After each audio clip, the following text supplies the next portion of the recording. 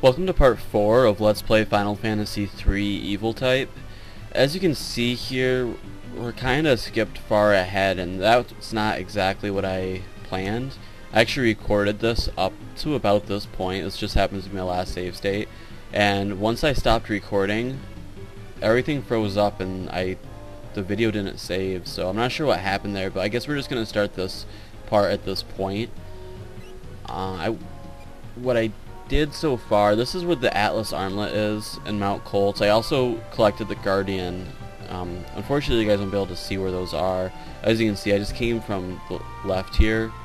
There's a secret little pathway around here. And I talked about some of the enemies. These Tuskers are very difficult. You're going to want to abuse the Noise Blaster a lot here, because if they use gore on any of your characters at this point, you're pretty much going to die. As you can see, it does 164 damage there. And if you get hit by any of their regular physical attacks twice, you're pretty much going to die. So, very dangerous. All the enemies in Mount Koltz are very dangerous, and you really have to use a strategy like this, really abusing the Noise Blaster if you want to get through here safely. And there goes Locke. So this isn't going quite as well as my last video.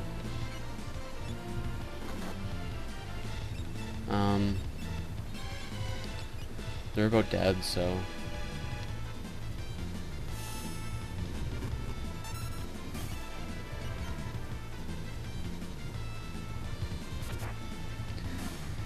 I gave Locke the running shoes because at this point in the game, steel is really useful. You can steal lots of potions and stuff, which you're going to need. As you can see, I have 9 potions, 8 tonics. I haven't bought any of this stuff. I haven't bought any items yet. I am going to unfortunately have to use a Phoenix down, because that was just, I got unlucky there. I'm going to use a bunch of tonics.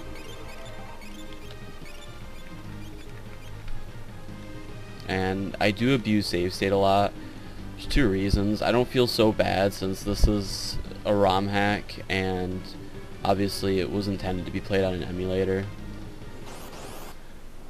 So save states, in my philosophy, kind of factor into, you know, having a game that's designed to be run on an emulator.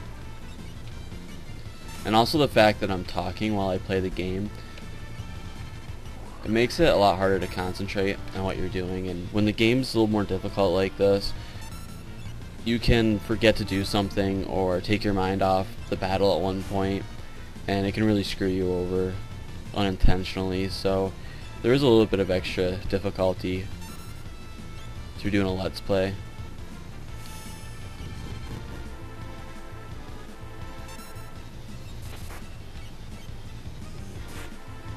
Oh man, I thought I would have killed these by now.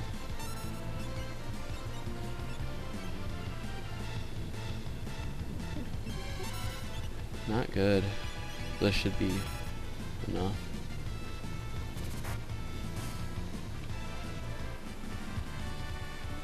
Getting some levels.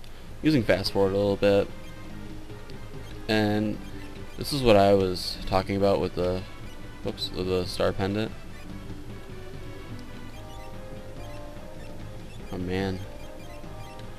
If you just equip this, and then equip running shoes, you don't have to use an antidote, which is really nice. I'm gonna use up my tonics here.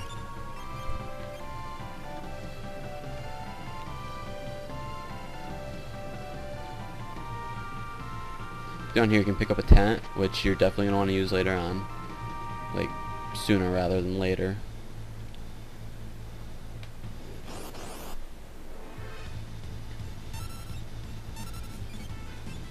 Trillium's really not the most dangerous enemy you're gonna face here. Like all the fights, it takes a lot longer than normal, because I like to be safe and abuse the Noise Blaster, so I'm not taking way more damage than I can handle. And if you use a combination of the Bio Blaster and the Noise Blaster, as long as they don't keep physically hitting themselves, look right there, it'll keep them pretty much locked down. The thing with these guys is that they seem to have a lot of defense.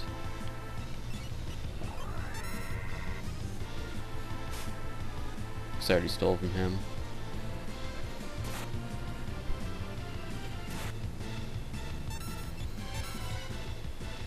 Another thing I want to mention is that the brawler enemies here, you really want to steal from them because they have the best headpiece in the game right now. I keep stealing from that same Trillium. That's what I kind of mean now. It's a little bit harder to concentrate on the game.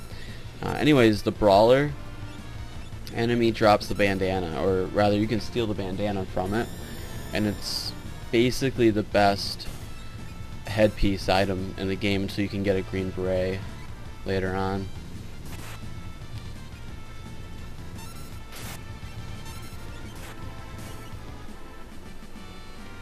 And the green beret is a really great helmet. It's pretty much the best in the world of balance. I think I'll be okay until I get to the save point. Here's the brawler I was talking about. They actually do quite a lot of damage. You want to try to get them confused as quickly as possible. As you can see, I'm in the back row and I'm taking 84 damage. It's a lot. They also have really high evade, or what I would assume would have to be magic block, because it's really hard to hit them, which is really good because you can use Bio Blaster and they're weak against poison. So as you'll see, this will do a ton of damage. So these guys are kind of, they're not easier on this ROM hack, but they're easier compared to the other enemies, especially if you use that Noise Blaster strategy.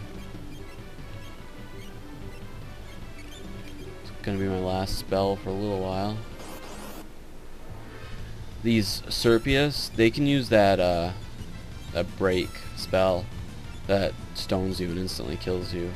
Like, you don't die, but if everybody gets stoned, then you lose the fight and the game. So, but I believe if you confuse them, they can kill each other like this, which is really nice. Yeah, I just realized I already stole from him.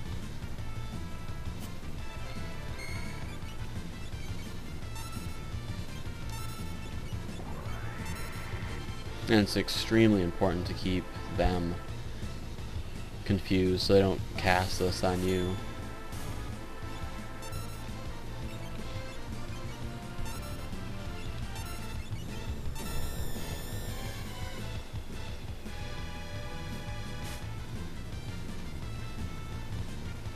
And, oh, thought I just won that. Should be okay, just kill this off now. They have pretty low HP. And they dropped another Guardian, which is interesting. I think only a lot can use it right now though, so. Enemies drop a lot better items in this game.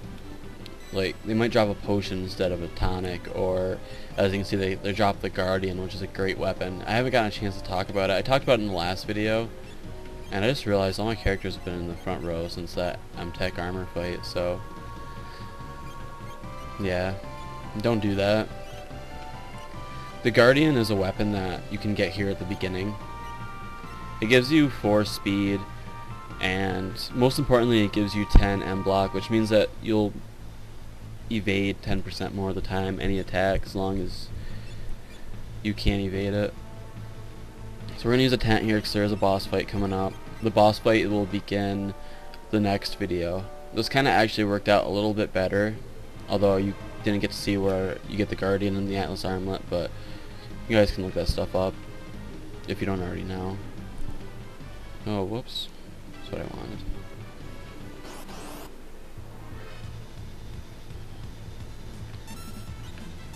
And I keep saying this, but it is right now more imperative than ever to try to avoid taking damage and stuff. You want to be fairly full shape to take on Vargas. You don't really want to use any magic points, or I mean, I can't really remember how difficult he is, but it's always good to